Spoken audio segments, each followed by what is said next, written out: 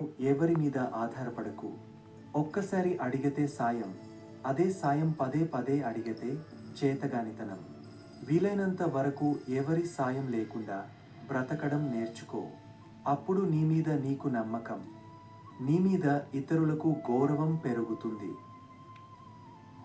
10 మంది మిత్రులతో కూర్చొని ఒకరి గురించి చెడుగా మాట్లాడటం కన్నా ఒంటరిగా కూర్చొని ఒక మంచి పుస్తకం చదవడం ఎంతో మేలు. ఫలితాన్ని ఆశిస్తూ పరిగెత్తవద్దు. పని చేస్తూ పోతే ఫలితం అదే పరిగెత్తుకొని వస్తుంది. డబ్బు సంపాదించమని చెబుతుంది, లక్ష్యం కష్టమైనా చేరమని చెబుతుంది, నమ్మకం వీటన్నింటికి నేనున్నానని భరోసా ఇస్తుంది. బ్రతుకంటే భయం లేకపోయినా పర్వాలేదు, కానీ బాధ్యత మాత్రం ఉండాలి. బాధ్యత లేకపోతే మాత్రం నీకు, నీ కుటుంబానికే కాదు దేశానికి కూడా ప్రమాదం. నిన్ను ఎప్పటికీ వేరే వాళ్లతో పోల్చుకోకు. ఎందుకంటే సూర్యుడికి చంద్రుడికి పోలికే ఉండదు.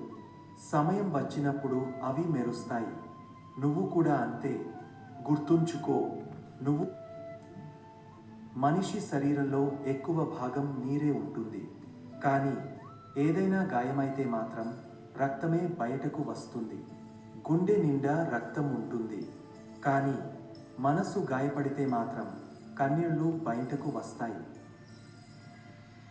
దేశం యొక్క ఉత్తమ మెదడులను తరగతి గదిలోని చివరి బెంచీలో చూడవచ్చు.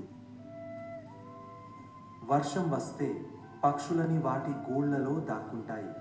గద్ద మాత్రం వానకు అందనంత దూరంలో మేఘాల పైన ఎగురుతూ ఉంటుంది. నీ అపజయాలను తప్పటడుగులని ఎప్పుడూ అనుకోకండి.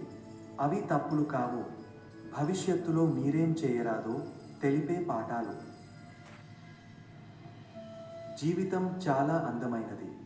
ఒకరోజు, ఒక గంట, ఒక నిమిషం. నీ జీవితంలో ఏదీ తిరిగి రాదు.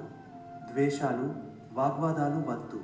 ప్రతి ఒక్కరితో నవ్వుతూ మాట్లాడు. టీచరు ఒకప్పుడు విద్యార్థే, ప్రతి విజేత ఒకప్పుడు ఓడినవాడే, ప్రతి నిపుణుడు ఒకప్పుడు ప్రారంభికుడే.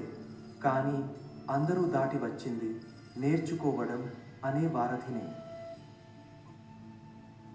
ఇంట్లో వస్తువులు పెరిగే కొద్దీ స్వేచ్ఛగా మసిలే అవకాశాన్ని కోల్పోతాము. మనసులో కోరికలు పెరిగే కొద్దీ సంతోషంగా జీవించే క్షణాలను కోల్పోతాము.